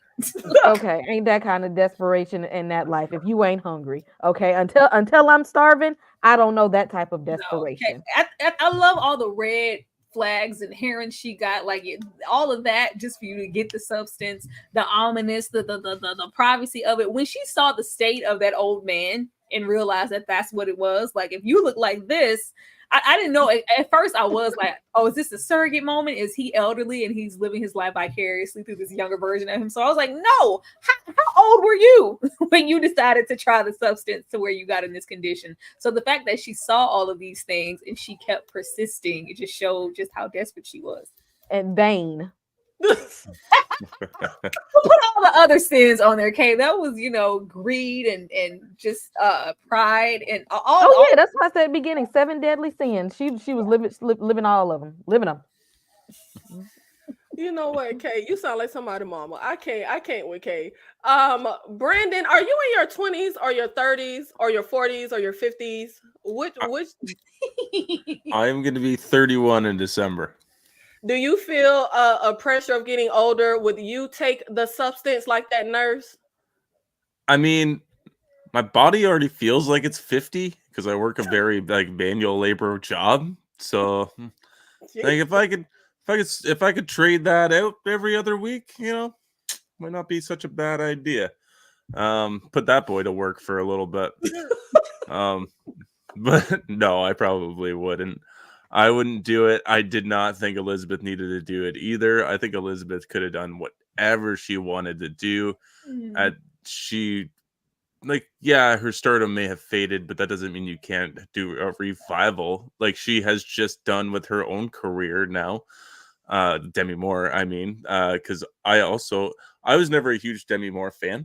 Like I'm not like a fangirl or one of the fanboys from back in the day. I couldn't. Me either. Me either. Yeah, like I don't know what she's been in. To be honest, Ghost, G.I. Jane. Almost Fire and G.I. Jane and Striptease and all the Demi Moore was in some stuff. I like Demi Moore. Yeah, I love her voice. It's always very yeah, it's very sultry. Mm-hmm. I'm gonna have to look it up because I never grew up with her movies, but like I know her like from pop culture. So like I was like, oh, Demi Moore's in an upcoming horror movie. I knew she was like a heartthrob from way back in the day, but I'd never seen her in anything. So I think this is like a movie about her too, and how she gets to come back and maybe do like this, revamp of her career now, which is super exciting because I think she blew it out of the water with this movie. Yeah, absolutely. Nobody wanted to make this movie. They were passing this movie around to different, which says a whole lot. She was fighting, right along with the directors and everybody else to get this movie out there. Nobody wanted this movie. That's why it's presented by Mubi. The what is Mubi? Mubi's like that site, kind of like a Netflix type. Yeah, it's not even a grand production. It's Mubi, and they had to go that route to get this movie out there because nobody wanted it. I feel like it hits too close to home for them. Like it I feel like Demi Moore me. I'm nobody. How can y'all didn't watch Ghost? Are we kidding me? Y'all didn't watch Ghost? Tyra, I'm with you, Tyra. I'm with you. I'm still trying to get over the hump. Like, who the hell was I? Didn't watch them. A Few Good Men. I can't believe disclosure. I was watching the hell out of some Demi Moore movies. Like, Brandon, you didn't see A Few Good Men? No. I watched Ghost. I watched Ghost with like my aunts when I was super young, but if all I remember is the pottery scene, and that's probably about it. Tyra, are you taking the substance? Hell no. I mean, okay. First of all, it's not practical to be trying to swap. I can't get at least a 30-day notice. I gotta swap with you every 7 days and be in here on this feedback. It's just not a practical situation. And then that's just not a good deal. What happens if you just I don't want to switch right now. I need a few more weeks, and you come take some of my vital energy, and now I'm aged a couple of decades when I get up. No. But you don't know all that when you take. I feel like somebody on the panel lying because people be getting all kind of backwoods injections and plastic surgery every day. The substance ain't far off. Plastic surgery and this is you coming out of my back, out of my spine. You don't know that when you get it though. No, that's not happening because I want to know everything before I walk into this situation. I'm not doing that. She didn't ask enough questions or know anything. This secret Dropbox location in the back of nowhere, this seedy spot. You just take it. Did it look fancy? Sure. It looked very, eat fresh. It was like, oh, look at that. It looks nice. It was like some Whole Foods fresh pack. It looked cool. No, I didn't see any breakdown or any rules to go, all of this. Then you got the robotic sound on the end of the phone. And I like how ambiguous it all is. We didn't figure out what the substance was, the origins of the stuff. Because horror movies love to do that now. We need the origin. Somebody needs to go to the library and retrace where the substance came from. No, we don't know. It's just left open. This is what it is, and it's out there in the world. I really appreciate it that we didn't have to go and tread and find the voice behind the phone and know what the substance was. I completely agree. Oh my God, that would have killed. I did want to know though where it come from. Okay,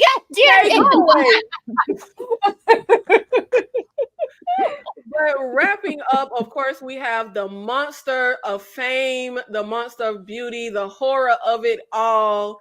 and how things went about. Brandon, if you had a choice, are you waking up in Sue's body or Elizabeth's body?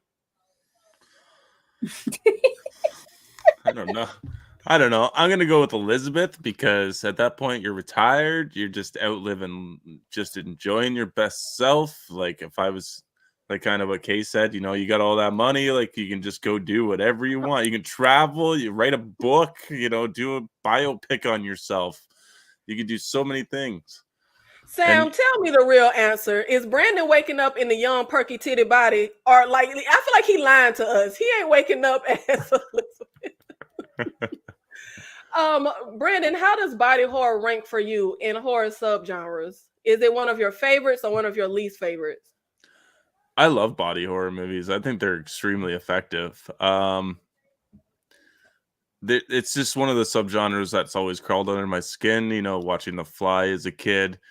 I just researched that whole topic, tried to this week, and now I've just brain fried. Contracted, I think Contracted is totally underrated. If you have not seen Contracted, I highly recommend checking it out. It's such a cool little interesting take on a zombie movie. Is that the like STD movie? Yeah. Okay. I made you watch it. Yeah. There's two of them. She didn't like it, Brandon. I don't think she liked it. And the sequel was even worse. I loved it. Oh yes, I know. I love it too. And then the second one is like the same thing, but from a male perspective. Yeah, it's really good. There's a bunch. Like I think even like little things in body horror as well. Like just like nails ripping out, teeth, anything kind of works for me. Like yeah, Sam brought up Bite, which I think is an excellent movie as well. I made you watch that one too. No, I actually like Bite. That got real insane. But when the friends went up, it got real insane. I'm doing the Lord's work, y'all. See, I'm trying. Tyra, we already know you absolutely love body horror. What are some of your favorites? If you had to give some recommendations for people, what are some of the really good body horror movies? Like I said, if you like this movie, please go and check out The Neon Demon. That's something pretty recent that's kind of on brand with this film when we're getting into beauty and Hollywood and industry. And The Neon Demon was very interesting. I'm a classic girl. I love Videodrome. The Fly is always going to be the standard. Anything Cronenberg is just the standard. Possessor was very unique and really some really great recent body horrors. Hellraiser will always be in my top. Like the Frank reanimating is everything. Like I said earlier, check out Society and underrated ones like Street Trash or The Skin I Live In with Antonio Banderas. That one's really interesting. So good. Yeah, Under the Skin with what's the little cutesy girl? Can't remember her name right now. But Under the Skin, that one's I think it's Scarlett Johansson. That one's really interesting and good. Yeah, but it's a lot I would go on. That's all I just think of off the top of my head. Splinter is one of my faves, but I think a really interesting current one. Now, I don't know, the movie is above my pay grade. I wasn't like the biggest fan of the movie, but the body horror in it is crazy. But the recent Crimes of the Future movie, the stuff that they do with their bodies and all of that weird stuff, all of that was really cool. I just that may be a little above for me. And we are going to get into our viewers' choice segment. I like body horror. I got two. You got two. Okay, Kay, go ahead, baby. What's the two body horror movies? I got two. The Thing is one of them. I actually do like that movie. And The Fly with Jeff Goldblum. The golden standards. Them the only two. I will stand by The Fly and I will stand by The Thing. You got the two most premium movies ever, Kay. Right, like Kay, you didn't need to call out to get your chance to say them two movies. I gotta let people know. I give you two. I give body horror two movies. Good job, Kay. Okay, and we are to the end of today's KillerCon. It looks like we have no participation for the viewer's choice, so we are going to go ahead and just exit stage left. I am going to give each of our panelists a moment to tell you guys where you can find them, what they have going on their channel, and all the good things. Miss K from Slice of Horror, tell the people what you have coming up. Hey everyone, thank y'all for coming out to talk about this ridiculous movie though. It's good to talk about stuff like this. It's real. If you like body horror, I promise you're gonna love this movie. I will tell everybody to give it a watch though. Watch it. Give it one watch. So again, Nikki, I'm not gonna forgive you, but everybody get one watch. Um y'all, members only, but we're watching Death Becomes Her right after this. Since we're talking about body horror, if this is considered body horror, okay, add that 3. Then I like 3 movies because I actually really do love Death Becomes Her. It's a classic. We're getting spooky season kicked off underway. I'm celebrating the whole month. It is spooky season. All my Halloween fans, my horror fans, it's time to turn all the way up. Hit like, hit subscribe. It is blockbuster movie night on the channel. Members only. Let's turn up tonight. Brandon, what the hell you and Sam be doing? We watched Color Out of Space on Mushroom. Yeah, back in our early days of meeting, we definitely partaken in some psychedelics and watched some scary movies. Okay, then. I heard a reviewer say to watch something. I heard a reviewer on YouTube today say watch this on shrooms. Or acid. That's what they said. We watched shrooms on shrooms. And you think it would be fun, but it's not as fun as you think it was. Like it don't sound fun to me. It was pretty rough. But great segue. We are going to go to Brandon. Tell us what you and Sam have coming up for our life in horror. What is going on, guys? So what we got going on in our life in horror is tomorrow, Monday, we're going on KB Loves Movies. And then I think Wednesday we have a Terrifier panel discussing Terrifier 1 and 2 before the release date of Terrifier 3. And then Nikki, you are coming on Friday for L'Intérieur, or Inside, as some people know. And we just have a fully packed month full of spooky season stuff. So definitely come by, stop and check it out. Give us a subscribe. They are booked up like Beyonce, y'all. And please make sure you support everyone. If you're watching on my channel, everyone's links are in the description. Struggle, if I can get the words out. Tell people what's going on in the struggle. Definitely not Inside, because I'm not watching that right now. I am watching Inside again. Not too late after this this live, we will be getting into our watch alongs. If you are not a member of the channel, please become one to be a part of that. This week is Death Becomes Her. Next Saturday, we will be doing a watch along for the Jimmy Bones. We get into Bones with Snoop Dogg. Don't want to miss that. That's going to be hella interesting. More recommendations, like watch Titane. If you have not watched Titane, or From Beyond, or Dead Alive, or those, like go run those up. Just be on the lookout for all the videos that'll be dropping in the future, all the members only content. Of course, we are still talking about Grotesserie, Reasonable Doubt. If anybody has been checking for Fight Night or Aaron Hernandez, those things will be behind paywall with the season wrap up. If you're not a member, of course, you won't be able to see those things, but they will be there in the future. Yeah. Support the chat, show Nikki some love, hit the like button, and go subscribe to everybody on the panel. Yes, so thank you guys so much for being here with us. And of course, on my channel, I am following the From series. I am following the Walking Dead spinoff Daryl Dixon series, as well as I recently posted 31 horror movies for October and the best horror movies streaming in October. And my video for The Substance, if you would like my in-depth thoughts on the movie, that solo video will be up soon as this is over. It was uploading while we were live, and now it is done, and I am about to make it public. So we have that, and like I was gonna call you Sam. Like Brandon said, I will be with them next Friday. We did a channel watch along of Inside, and I will be reviewing it and giving you my in-depth thoughts over there with Our Life in Horror on Friday. And maybe if I beg and grovel to Kay and Tyra, they'll let me get on their From live. They'll let us get out of here without doing that. We are Nikki definitely will join us on out from this from- following Tuesday. So just expect to see her for episode 3. everybody drops their solo individual recaps for From that Monday. Or earlier that Tuesday. Every Tuesday we go live 6:30 CST and we talk about From. Nikki And is see how they here. kicked me out because they know I'm still at work at that time. That's why they did that. Y'all see how they do me. Right. And we'll see you in the next one, guys. Goodbye. Goodbye.